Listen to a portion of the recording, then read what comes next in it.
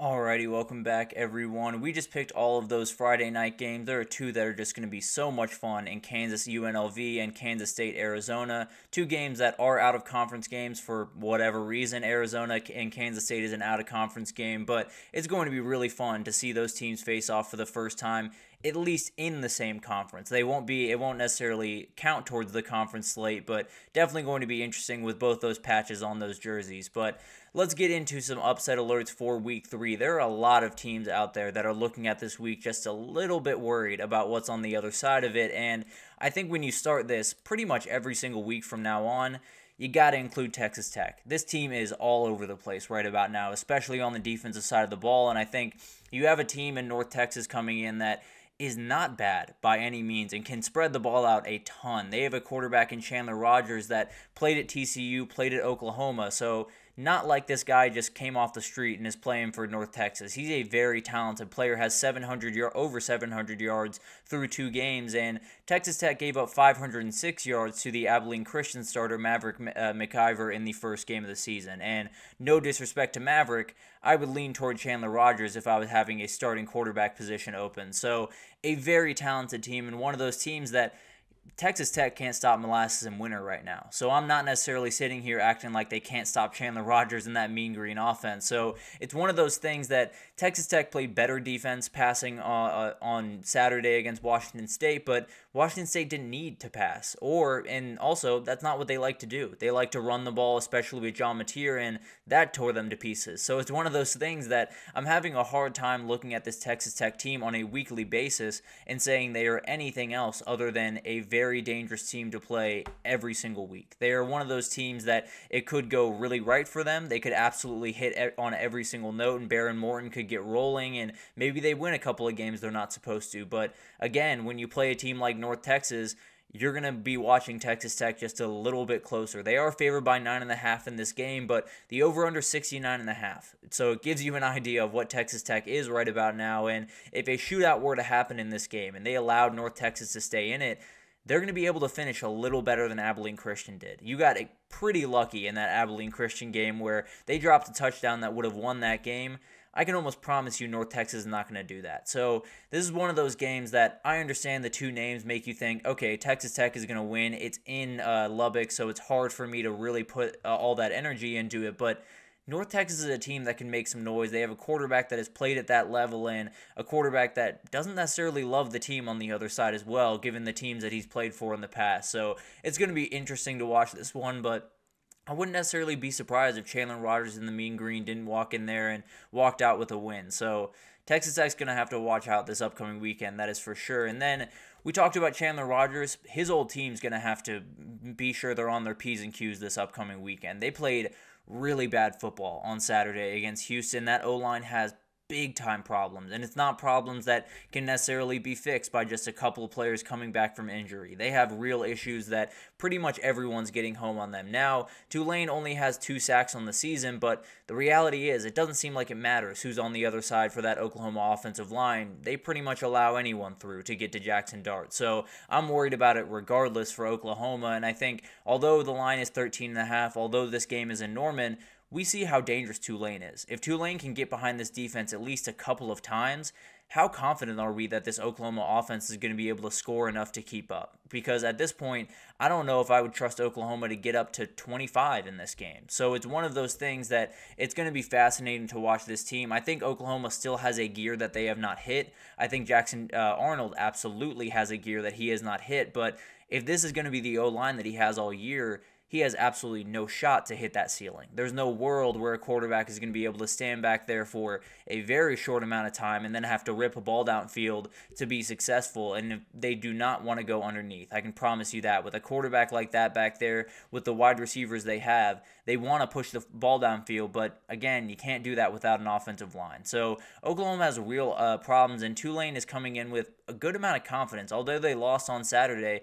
you got to feel really good about where you are as a program for Tulane, and Mario Williams coming back home for a little bit of a revenge game could play a little bit of a factor here as well. So Oklahoma's another one of those teams. They're not playing good enough football for me to look at pretty much any game that they're in right about now and not feel like it's possibly an upset alert waiting to happen. So So I'm watching Tulane this weekend. I don't know if I would pick them, but I'll get into that probably tomorrow, maybe later on in the week. So definitely be on the lookout for that. But Memphis, Florida State is another one to watch. Obviously, a lot of people would not call this an upset by the way that we've seen Florida State play through the first couple of weeks, but the reality is this is going to be a very interesting game. I think it's one of those that Florida State will probably end up being favored by more than a touchdown when you walk in, and Memphis has to go to Tallahassee to play this game. So that definitely does add a little bit of a layer to this, but didn't necessarily bother Boston College when they went down there. So it's going to be really, really interesting. Memphis has a chance to make the biggest statement of any group of 5 team thus far this weekend. And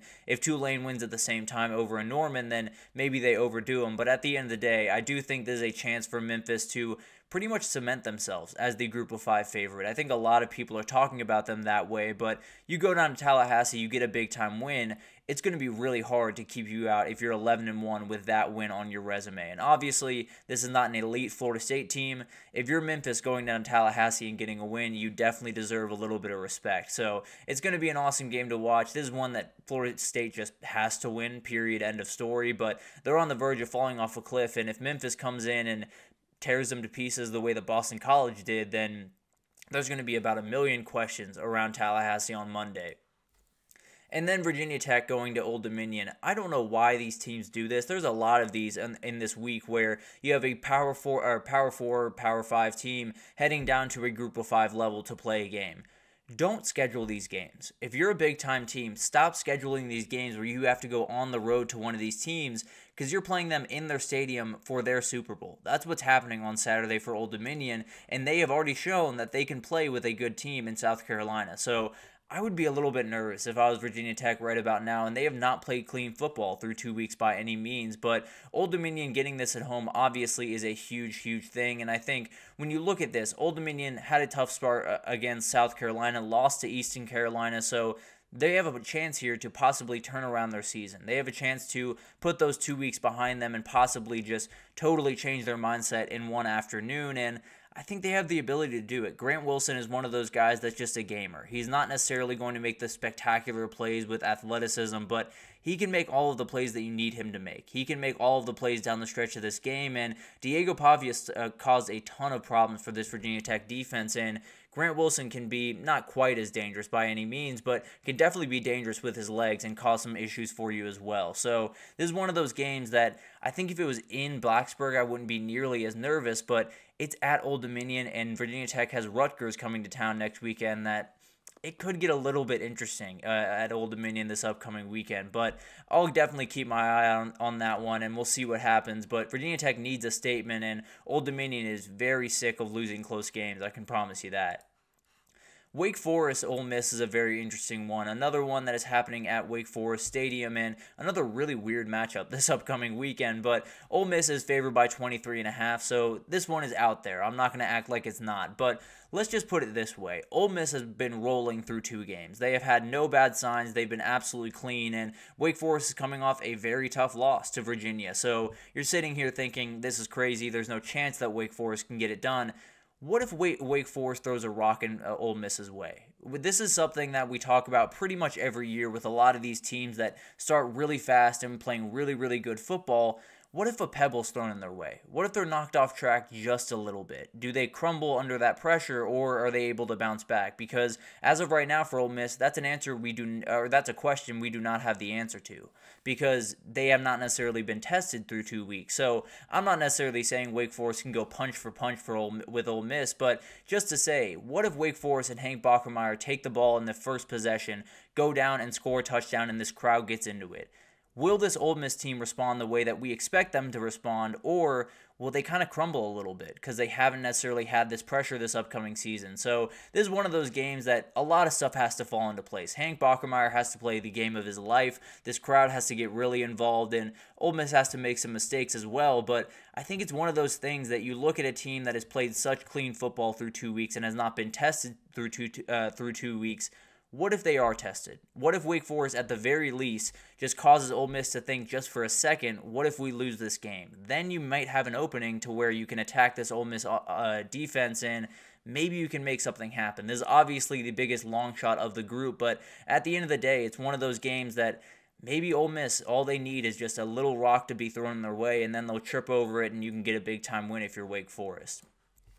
And then we got to talk about Notre Dame. I know Notre Dame fans hate to see them on this, but you very much are on upset alert this upcoming weekend. I know coming off that loss to NIU, there's absolutely no way that they're going to come out and play bad football, right? But they played bad football when they shouldn't have before, and including last week. So it's one of those teams that I just have very little confidence in right now. I don't think they have the ability to stretch the field the way that they're going to need to. I don't think they have the ability to really, well, they have the ability to do a lot of other stuff, but they're not going to be able to run the ball as effectively as they want to if this O-line is not going to come along very quickly. And it's one of those things that if Purdue can start out fast, if Purdue can play out from in front, then maybe they have a shot. Hudson Card was absolutely perfect in week 1, and they had a bye week last week. Purdue's been sitting and stewing on this game for quite some time, and as we all know, whenever Notre Dame comes to Purdue, they're going to treat that like a Super Bowl. There's no two ways about that, and although Purdue fans would go against me on that, that's just the plain honest truth. This team is looking at this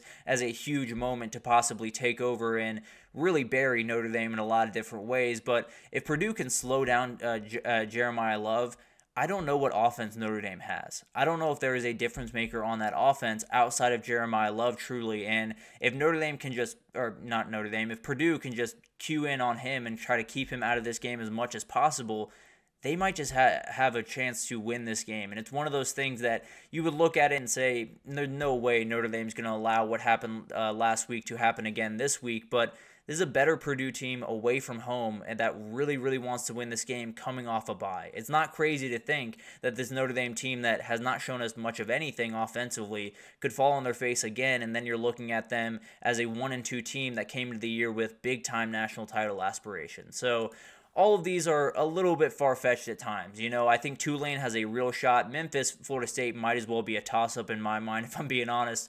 But at the end of the day, I think there's a number of moments where things could go haywire this week. We saw it last week where there was no one in the world, including myself, that was circling NIU at Notre Dame. Well, that's the one that went crazy. So maybe one that I didn't even circle here is going to be the one that gets us. But at the end of the day, upsets are a part of college football, especially early on in the season, and I think we could see a couple this upcoming weekend after just a ridiculous last weekend. But let's take our third break here. And when we come back, we're going to talk about the top 10 teams. Where are they this weekend? Who are they playing? And what do we need to see from them this upcoming weekend to feel a little bit more confident about them going forward? Although there are a couple on this list that I have no problem feeling confident about going forward. But we'll break that down right after this, so stick with us.